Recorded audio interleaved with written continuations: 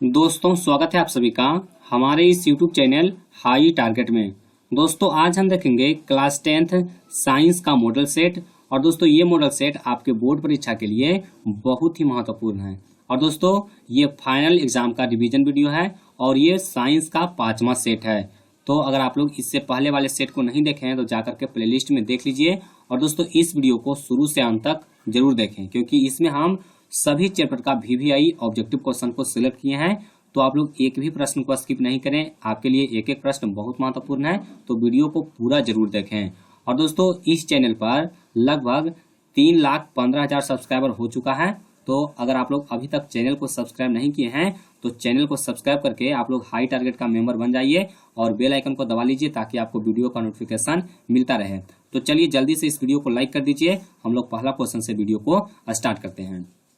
देखिए पहला प्रश्न कहता है कि किसी अवतल लेंस के लिए फोकस दूरी होता है। दोस्तों अवतल लेंस के लिए फोकस दूरी कैसा होता है तो आप लोग जानते होंगे कि अवतल लेंस के लिए जो फोकस दूरी होता है वो हमेशा ऋणात्मक होता है। कैसा होता है? ऋणात्मक होता है। तो इसका सही उत्तर क्या हो जाएगा? इसका सही उत्तर हो जाएगा ऑप्शन ए हो जाएगा, ऋणात्मक। चलिए उसके बाद देखिए दूसरा प्रश्न बहुत आसान क्वेश्चन है और बहुत बार एग्जाम में आ चुका है। कहता है कि निम्न में से कौन सा पदार्थ लेंस बनाने के लिए प्रयुक्त नहीं किया जा सकता है। तो दोस्तों हम लोग किसका लेंस बनाने में प्रयुक्त नहीं कर सकते हैं? तो देखिए आपको ऑप्शन दिया हुआ है जल, कांच, प्लास्टिक और मिट्टी। तो दोस्तों इसमें हम लोग मिट्टी का प्रयोग लेंस बनाने में नहीं कर सकते हैं। तो हमारा उत्तर क्या होगा? ऑप्शन डी होगा। चलिए उसके बाद देखिए तीसरा प्रश्न बहुत महत्वपूर्ण है। कहता है कि वास्तविक वस्तु का आभासी प्रतिबिंब बनता है। दोस्तों वास्तविक वस्तु का आभासी प्रतिबिंब कौन सा दर्पण में बनता है? तो आप लोग जानते होंगे कि वस्तु का आभासी प्रतिबिंब समतल दर्पण में बनता है, उत्तल दर्पण में बनता है और अवतल दर्पण में भी बनता है, यानी कि तीनों दर्पण में आभासी प्रतिबिंब बनता है। तो हमारा उत्तर क्या होगा? हमारा उत्तर हो जाएगा इनमें से सभी, यानी कि ऑप्शन डी इसका बिल्कुल सही आंसर है। चलिए उसके बाद देखिए चौथा प्रश्न बहुत महत्वपूर्ण है। कहता है प्रकाश तरंग उदाहरण, यानी कि जो प्रकाश तरंग है वो किसका उदाहरण है? जो प्रकाश तरंग है वो विद्युत चुंबकीय तरंग का उदाहरण है। किसका उदाहरण है? विद्युत चुंबकीय तरंग का, यानी कि हमारा सही उत्तर क्या होगा? ऑप्शन बी होगा। और दोस्तों एक प्रश्न आपके लिए है होमवर्क के रूप में कि बताइए कि प्रकाश का चाल निर्वात में कितना होता है। दोस्तों प्रकाश का चाल निर्वात में कितना होता है? अगर आप लोग इसका जवाब जानते हैं तो जल्दी से कमेंट बॉक्स में इसका जवाब दे दीजिए, ये बहुत इंपॉर्टेंट क्वेश्चन है। चलिए उसके बाद देखते हैं पांचवा प्रश्न को। देखिए पांचवा प्रश्न ये भी मोस्ट इंपोर्टेंट है। देखिए कहता है कि विरल माध्यम में प्रकाश की चाल सघन माध्यम की अपेक्षा, यानी कि विरल माध्यम में प्रकाश की चाल सघन माध्यम की अपेक्षा कितना होता है ये बताना है। तो देखिए हम लोग विरल माध्यम किसको कहते हैं और सघन माध्यम किसको कहते हैं? तो देखिए सबसे पहले आप समझ लीजिए, मान लीजिए कि ये देखिए कांच है, तो कांच है और इसके बाहरी सतह में क्या होगा? हवा होगा। तो जिसमें प्रकाश का चाल ज्यादा होगा उसको कहेंगे विरल माध्यम और जिसमें प्रकाश का चाल कम होगा उसको कहेंगे सघन माध्यम। तो इसमें जो कांच होगा वो हो जाएगा सघन माध्यम और हवा हो जाएगा वो हो जाएगा विरल माध्यम। तो यहाँ पर पूछा गया कि विरल माध्यम में प्रकाश का चाल सघन माध्यम की अपेक्षा, तो दोस्तों सघन माध्यम की अपेक्षा क्या होगा? विरल माध्यम में प्रकाश का चाल होगा वो अधिक होगा। तो हमारा सही उत्तर क्या है? ऑप्शन बी है। चलिए उसके बाद देखिए अगला प्रश्न। देखिए कहता है कि इंद्रधनुष का भीतरी हिस्सा का रंग होता है। दोस्तों इंद्रधनुष का भीतरी हिस्सा का रंग कैसा होता है? देखिए इंद्रधनुष है वो 7 रंगों के मेल से बना होता है। इस तरह से मान लीजिए कि 7 रंग से बना हुआ है। तो नीचे से होता है बैजानी, हपीनाला यानी कि बैगनी, हरा, इस तरह से होता है। तो जिसका जो भीतरी हिस्सा यानी कि सबसे नीचे होता है वो कौन सा रंग होता है? तो बैगनी होता है। कौन सा रंग होता है? बैगनी होता है। तो हमारा उत्तर क्या हो जाएगा? ऑप्शन बी होगा, यानी कि भीतरी हिस्सा कैसा होता है? बैगनी होता है और बाहरी हिस्सा कैसा होता है? लाल होता है। तो इसको आप लोग अच्छी तरह से याद कर लीजिए। चलिए उसके बाद देखिए 7वां क्वेश्चन, ये होमवर्क के रूप में भी दिए थे। कहता है कि मानव नेत्र 2 हैं अतः इसका दृष्टि क्षेत्र होगा। दोस्तों इसका दृष्टि क्षेत्र कितना होगा? 180 डिग्री होगा। ये बिल्कुल सही आंसर है। इसका दृष्टि क्षेत्र कितना होगा? 180 डिग्री होगा, यानी कि ऑप्शन ए यहाँ पर बिल्कुल सही आंसर है। चलिए उसके बाद देखते हैं अगला प्रश्न। देखिए 8वां प्रश्न ये भी मोस्ट इंपोर्टेंट प्रश्न है। कहता है कि जो नेत्र निकट वस्तु को साफ नहीं देख सकता उस नेत्र में होता है, यानी कि जो निकट के वस्तु को साफ साफ नहीं देखता है उसमें कौन सा दोष होता है? तो उसमें होता है दूरदृष्टि दोष। और दोस्तों दूरदृष्टि दोष का निवारण के लिए हम लोग उत्तल दर्पण का प्रयोग उत्तल लेंस का प्रयोग करते हैं और निकट दृष्टि के लिए हम लोग अवतल लेंस का प्रयोग करते हैं। तो इसको भी आप लोग याद कर लीजिए। चलिए उसके बाद देखते हैं हम लोग 9वां क्वेश्चन। देखिए 9वां क्वेश्चन कहता है कि प्रतिरोध का एसआई मात्रक क्या है। दोस्तों प्रतिरोध का एसआई मात्रक क्या है, तो प्रतिरोध का एसआई मात्रक होता है ओम, यानी कि हमारा सही उत्तर क्या होगा, ऑप्शन सी होगा ओम। चलिए उसके बाद देखिए अगला प्रश्न 10वां प्रश्न कहता है कि विभवांतर किसमें गति प्रदान करने का काम करता है। दोस्तों विभवांतर है वो किसमें गति प्रदान करने का काम करता है, तो जो विभवांतर होता है वो इलेक्ट्रॉन में गति प्रदान करता है। किसमें गति प्रदान करता है, इलेक्ट्रॉन में गति प्रदान करता है। हमारा उत्तर क्या होगा, ऑप्शन बी होगा। चलिए उसके बाद देखिए अगला कहता है कि 1 वोल्ट कहलाता है। दोस्तों 1 वोल्ट क्या कहलाता है, तो 1 जूल पर कूलम को कहा जाता है 1 वोल्ट। किसको कहा जाता है, 1 जूल पर कूलम को कहा जाता है 1 वोल्ट, यानी कि हमारा सही उत्तर क्या होगा, ऑप्शन बी होगा। चलिए उसके बाद देखिए अगला प्रश्न देखिए कहता है कि चुंबक के भीतर चुंबकीय क्षेत्र रेखाओं की दिशा होती है। तो दोस्तों चुंबक के भीतर चुंबकीय क्षेत्र रेखाओं की दिशा होता है दक्षिण ध्रुव से उत्तर ध्रुव की ओर, और चुंबक के बाहर कहेगा तो बाहर होता है उत्तर ध्रुव से दक्षिण ध्रुव की ओर। यहाँ पर पूछा गया है भीतर, तो भीतर हो जाएगा दक्षिण ध्रुव से उत्तर ध्रुव की ओर। देखिए जैसे मान लीजिए यह एक क्या है, चुंबक है, और ये इसका नॉर्थ पोल है और ये इसका साउथ पोल है।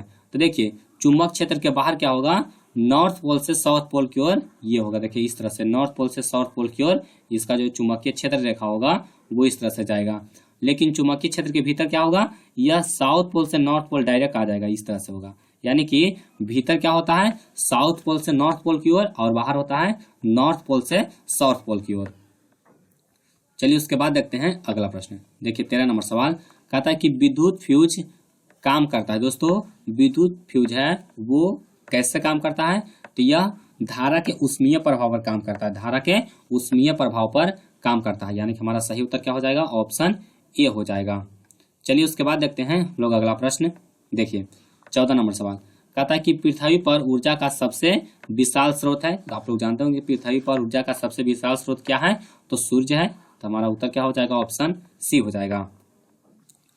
चलिए उसके बाद देखते हैं अगला प्रश्न कहता है कि जल विद्युत ऊर्जा को किस ऊर्जा में कहता है कि जल विद्युत ऊर्जा किस ऊर्जा का कैसे यहाँ पर पूछा गया है कि जल विद्युत ऊर्जा किस प्रकार का ऊर्जा स्रोत है। जो जल विद्युत ऊर्जा है, यानी कि जल के द्वारा जो बिजली उत्पादन किया जाता है उसको कहा जाता है जल विद्युत ऊर्जा। तो कहता है यह किस प्रकार का ऊर्जा स्रोत है, तो दोस्तों यह नवीकरणीय ऊर्जा स्रोत है। कैसा स्रोत है, नवीकरणीय ऊर्जा स्रोत है, यानी कि हमारा सही उत्तर क्या होगा, ऑप्शन बी होगा। चलिए उसके बाद देखिए नेक्स्ट क्वेश्चन कहता है कि बायोगैस का मुख्य अवयव है। दोस्तों बायोगैस का मुख्य अवयव होता है मीथेन। क्या होता है, बायोगैस का मुख्य अवयव मीथेन, जिसका रासायनिक सूत्र क्या होता है, CH4 होता है। क्या होता है, CH4, यानी कि ऑप्शन बी इसका बिल्कुल सही है। चलिए उसके बाद देखिए 17 नंबर सवाल। देखिए कहता है कि निम्न में से कौन रेडॉक्स अभिक्रिया है। तो दोस्तों रेडॉक्स अभिक्रिया कौन है, तो यहाँ पर हो जाएगा H2 प्लस Cl2, और ये जुट के क्या बना रहा है, 2HCl बना रहा है, और ये रेडॉक्स अभिक्रिया का उदाहरण है। तो हमारा सही उत्तर क्या होगा, ऑप्शन ए होगा। चलिए उसके बाद देखते हैं नेक्स्ट क्वेश्चन। देखिए 18वां सवाल कहता है कि चूना पत्थर को उष्मा देने पर CaO और CO2 प्राप्त होता है। क्या प्राप्त होता है, CO2 प्राप्त होता है। इस अभिक्रिया को कहते हैं, यानी कि CaO काली चूना को जब हम लोग उष्मा देते हैं तो क्या होता है, चूना पत्थर को उष्मा देने पर यह CaO और CO2 प्राप्त होता है। तो इस अभिक्रिया को हम लोग क्या कहते हैं, तो इसको कहा जाता है वियोजन अभिक्रिया। क्या कहा जाता है, वियोजन अभिक्रिया, यानी कि यह 2 यौगिक में टूट जाता है। चलिए उसके बाद देखते हैं नेक्स्ट क्वेश्चन। देखिए 19वां क्वेश्चन कहता है कि लेड नाइट्रेट क्या है, लेड नाइट्रेट तथा पोटेशियम आयोडाइड, लेड नाइट्रेट तथा पोटेशियम आयोडाइड के विलयन को मिलाने पर अवक्षेप बनता है। इस अवक्षेप का रंग कैसा होता है। तो दोस्तों जब हम लोग लेड नाइट्रेट और पोटेशियम आयोडाइड को हम लोग मिलाएंगे तो जो अवक्षेप बनता है वह श्वेत रंग का होता है। कैसा रंग का होता है, श्वेत रंग का होता है, यानी कि हमारा सही उत्तर क्या होगा, ऑप्शन ए होगा। चलिए उसके बाद देखते हैं 20वां क्वेश्चन कहता है कि अम्ल या क्षारक की प्रबलता जांच की जाती है। तो दोस्तों किसके द्वारा अम्ल और क्षार की प्रबलता को जांच किया जाता है, तो पीएच स्केल के द्वारा। किसके द्वारा, पीएच स्केल के द्वारा जांच किया जाता है, यानी कि हमारा सही उत्तर क्या होगा, ऑप्शन ए हो जाएगा। चलिए उसके बाद देखते हैं अगला प्रश्न। देखिए कहता है कि दही में किस प्रकार का अम्ल पाया जाता है। दोस्तों दही में कौन सा अम्ल पाया जाता है, तो दही में लैक्टिक एसिड पाया जाता है। कौन सा अम्ल? लैक्टिक अम्ल। हमारा सही उत्तर क्या होगा? ऑप्शन सी होगा। चलिए उसके बाद देखते हैं 22वां क्वेश्चन। देखिए कहता है कि C6H6 इसी को कहा जाता है बेंजीन, यानी C6H6 किसका अनुसूत्र है? तो बेंजीन का है। कहता है कि बेंजीन का आणविक द्रव्यमान होता है। दोस्तों बेंजीन का आणविक द्रव्यमान कितना होता है? तो 78 होता है। कितना होता है? 78 होता है। इसको हम एक वीडियो में बता चुके हैं, तो अगर आप लोग वीडियो वो देखे होंगे तो आपको पता होगा कि कैसे इसका आणविक द्रव्यमान 78 होता है। तो यहाँ पर इसका सही उत्तर क्या होगा? ऑप्शन सी होगा। और अगर आप लोग नहीं जानते हैं तो आप लोग जाकर के वीडियो देख लीजिएगा, आपको पता चल जाएगा कि इसका 78 कैसे होता है। चलिए उसके बाद देखते हैं 23वां क्वेश्चन। देखिए कहता है कि सोडियम कार्बोनेट का अनुसूत्र है। दोस्तों सोडियम कार्बोनेट का अनुसूत्र क्या होता है? तो सोडियम कार्बोनेट का अनुसूत्र होता है Na2CO3। क्या होता है? Na2CO3, यानी कि हमारा सही उत्तर क्या होगा? ऑप्शन ए होगा। चलिए उसके बाद देखते हैं अगला प्रश्न। देखिए कहता है कि निम्न में से कौन उपधातु है? दोस्तों उपधातु कौन है? तो देखिए कॉपर दिया हुआ है यहाँ पर, सॉरी 2 ऑप्शन में आपको कॉपर यहाँ पर दिया हुआ है, एक ऑप्शन में निकेल है और एक में Sb है। तो हमारा सही उत्तर क्या हो जाएगा? ऑप्शन डी हो जाएगा, Sb। ये क्या है? तो यह एक उपधातु है। चलिए उसके बाद देखिए कहता है कि केरल में सुरंगम क्या है? दोस्तों सुरंगम केरल में क्या है? तो जो सुरंगम है वो एक तरह का जल संग्रहण संरचना है। क्या है? यह एक जल संग्रहण का संरचना है, यानी कि प्राचीन जल संग्रहण संरचना। हमारा उत्तर क्या होगा? ऑप्शन सी होगा। चलिए उसके बाद देखिए अगला प्रश्न। देखिए कहता है कि फेरस सल्फेट क्या है? फेरस सल्फेट क्रिस्टल का रंग होता है। दोस्तों फेरस सल्फेट का क्रिस्टल का रंग कैसा होता है? तो हरा होता है। कैसा होता है? फेरस सल्फेट का हरा होता है। चलिए उसके बाद देखिए नेक्स्ट क्वेश्चन। कहता है कि निम्नलिखित में से किसे चाकू से काटा जा सकता है? तो हम लोग चाकू से किसको काट सकते हैं? तो सोडियम को और लिथियम को। तो यहाँ पर हमारा उत्तर क्या हो जाएगा? हम लिथियम हो जाएगा, यानी कि लिथियम को हम लोग चाकू से आसानी से काट सकते हैं। चलिए उसके बाद देखते हैं 28वां क्वेश्चन। देखिए 28वां क्वेश्चन कहता है कि कार्बनिक यौगिक में तत्वों के बीच कैसा बंधन होता है? दोस्तों कार्बनिक यौगिक, जितने भी कार्बनिक यौगिक हैं उसमें जो तत्वों के बीच में जो बंधन होता है वो कैसा होता है? सहसंयोजक बंधक होता है। कैसा होता है? सहसंयोजक बंधक। चलिए उसके बाद देखते हैं नेक्स्ट क्वेश्चन। देखिए कहता है कि इनमें से कौन सहसंयोजी यौगिक है? तो दोस्तों हम लोग कैसे पहचानेंगे कि कौन सहसंयोजी यौगिक है? तो अभी बताए थे कि जितना भी कार्बनिक यौगिक है वो सहसंयोजी यौगिक होता है। तो इसमें कार्बनिक यौगिक कौन है? तो मीथेन है। CH4 क्या है? कार्बनिक यौगिक है। तो हमारा उत्तर क्या हो जाएगा? ऑप्शन ए हो जाएगा। चलिए उसके बाद देखिए अगला प्रश्न 30वां क्वेश्चन। कहता है कि एथिन का सूत्र है। दोस्तों एथिन का सूत्र क्या हो जाएगा? तो एथिन है वो, देखिए यहाँ पर एथिन है वो एल्किन का होगा। तो एल्किन का C2 और H2N होता है, यानी कि C2H4 हो जाएगा, यानी कि CnH2n इसका फॉर्मूला होता है एल्किन का, और एथिन है वो एल्किन का सदस्य है। चलिए उसके बाद देखते हैं अगला प्रश्न। देखिए कहता है कि अक्रिय तत्व कौन है? दोस्तों अक्रिय तत्व कौन है? तो जो अक्रिय गैस है वो कौन है? तो हीलियम है। हमारा उत्तर क्या होगा? ऑप्शन बी होगा। चलिए उसके बाद देखते हैं अगला प्रश्न। देखिए कहता है कि न्यूलैंड के अष्टक सिद्धांत की मुख्य कमी क्या थी? तो दोस्तों जो न्यूलैंड का अष्टक नियम था उसमें मुख्य कमी क्या था? तो यह केवल हल्के तत्वों के लिए ठीक से कहता है कि लागू हो पाया था, यानी कि यह सिर्फ हल्के तत्व के लिए ही मान्य था। चलिए उसके बाद देखते हैं अगला प्रश्न। कहता है कि सिराएं कहता है कि अशुद्ध रक्त पहुंच जाती है। तो दोस्तों जो सिराएं हैं वो अशुद्ध रक्त को कहाँ पहुंचाती है? तो शरीर के अंग से हृदय की ओर पहुंचाता है। कहाँ पहुंचाता है? शरीर के अंग से हृदय की ओर। चलिए उसके बाद देखते हैं अगला प्रश्न। कहता है कि मनुष्य में वृक्क एक तंत्र का भाग है जो संबंधित है। दोस्तों मनुष्य में जो वृक्क है यानी कि किडनी है वो किससे संबंधित है? तो उत्सर्जन से संबंधित है। किससे संबंधित है? उत्सर्जन से संबंधित है। चलिए उसके बाद देखते हैं अगला प्रश्न। कहता है कि खुला परिसंचरण तंत्र किसमें पाया जाता है? खुला परिसंचरण तंत्र किसमें पाया जाता है? तो कॉकरोच में पाया जाता है। बहुत आसान क्वेश्चन है, इसको बहुत बार बताए हैं। खुला परिसंचरण तंत्र किसमें पाया जाता है? कॉकरोच में पाया जाता है। चलिए उसके बाद देखते हैं अगला प्रश्न। देखिए 36 नंबर सवाल। कहता है कि निम्नलिखित में से कौन एक उभयलिंगी जंतु है? दोस्तों कौन एक उभयलिंगी जंतु है? तो देखिए आपको ऑप्शन दिया हुआ है केचुआ, मछली, शेर और बकरी। तो दोस्तों इसमें जो केचुआ है वो कैसा है? तो यह एक उभयलिंगी जंतु का उदाहरण है। चलिए उसके बाद देखते हैं अगला प्रश्न। कहता है कि मानव में डायलिसिस थैली है। दोस्तों मानव में डायलिसिस थैली कौन है? तो नेफ्रॉन है। कौन है? नेफ्रॉन है। हमारा उत्तर क्या होगा? ऑप्शन ए होगा। चलिए उसके बाद देखते हैं अगला प्रश्न। देखिए कहता है कि किसी भी मादा के मूत्र में कौन सा हार्मोन उसके गर्भवती होने का प्रमाण होता है? तो दोस्तों यहाँ पर होता है HCG। कौन सा होता है? HCG होता है। हमारा उत्तर क्या होगा? ऑप्शन ए होगा। चलिए उसके बाद देखते हैं अगला प्रश्न। कहता है कि पौधे में प्रकाश की ओर गति कहलाता है। पौधे का जो प्रकाश की ओर गति होता है वो कौन सा गति कहलाता है? जिसको कहा जाता है प्रकाश अनुवर्तन। क्या कहा जाता है? प्रकाश अनुवर्तन कहा जाता है। यानी कि जो पेड़ पौधे हैं वो जो प्रकाश की ओर गति करते हैं उसको कहा जाता है क्या चीज? प्रकाश अनुवर्तन। चलिए उसके बाद देखते हैं 40 नंबर सवाल। देखिए कहता है कि इनमें कौन अलैंगिक जनन की विधि है? अलैंगिक जनन की विधि कौन है? देखिए बीजाणु जनन, मुकुलन, विखंडन।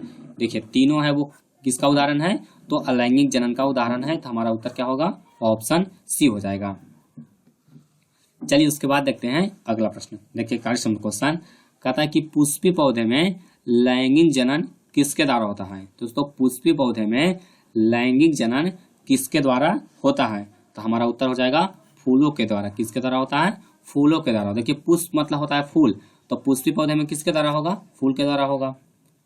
चलिए उसके बाद देखिए नेक्स्ट क्वेश्चन कहता है कि मनुष्य में कितने जोड़े क्रोमोसोम होते हैं? दोस्तों मनुष्य में कितने जोड़े क्रोमोसोम होते हैं? तो 23 जोड़ा होता है। कितना जोड़ा?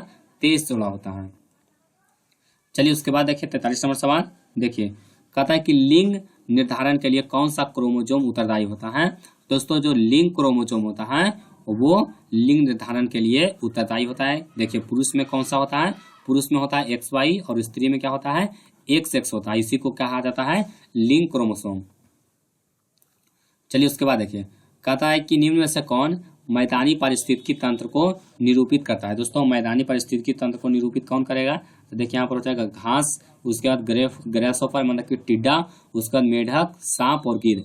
यह है मैदानी पारिस्थितिकी तंत्र, यानी कि ऑप्शन बी इसका बिल्कुल सही है। चलिए उसके बाद देखिए नेक्स्ट क्वेश्चन 45 नंबर सवाल कहता है कि सौर ऊर्जा किस रूप में हरे पौधे में संचित रहती है? दोस्तों सौर ऊर्जा है वो हरे पौधे में किस रूप में संचित होता है? तो रासायनिक ऊर्जा के रूप में संचित होता है। हमारा उत्तर क्या होगा? ऑप्शन ए हो जाएगा। चलिए उसके बाद देखिए 46 नंबर सवाल कहता है कि ओजोन के एक अणु में कितने परमाणु होते हैं? दोस्तों ओजोन के एक अणु में कितने परमाणु होते हैं? तो ओजोन का फॉर्मूला होता है O3। तो इसमें कितना परमाणु हो गया? 3 परमाणु हो गया, यानी कि ऑप्शन सी यहाँ पर बिल्कुल सही आंसर है। तो दोस्तों अगर आपको वीडियो पसंद आया तो वीडियो को लाइक कीजिए, इसको अपने दोस्तों में शेयर कीजिए, और अगर आप लोग चैनल पर नए हैं तो चैनल को भी सब्सक्राइब कर लीजिए। टोटल 3,15,650 सब्सक्राइबर हो चुका है। तो अगर आप लोग चैनल को अभी तक सब्सक्राइब नहीं किए हैं तो जल्दी से चैनल को सब्सक्राइब कर दीजिए और इस वीडियो को लाइक कीजिए और अपने दोस्तों में भी शेयर कर दीजिए।